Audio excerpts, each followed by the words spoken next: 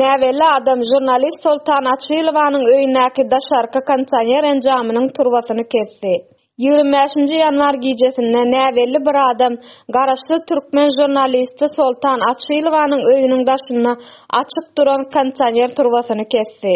Açylowa maýyp ogly bilen Parahat 7 ýaşaýyş toplumynyň ýaşaýyş jaýynyň birinji gatynda ýaşaýar.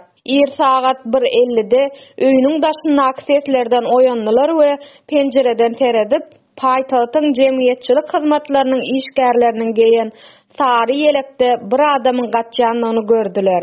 Irden Soltan Açylowa etrap polisiýa merkezine 3 ýedek jaň etdi, ýöne jogap almady.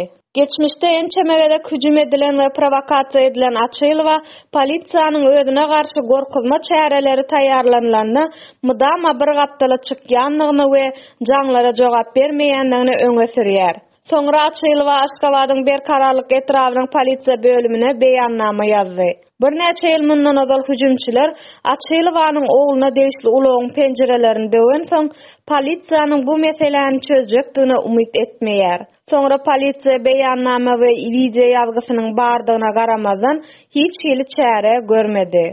Açylowanyň aýdyşyna görä, ýaşaýyş toplumyndaky jaýlarda ýyladyş gowy işlemeýär we turbalar ýygyderli döwülýär.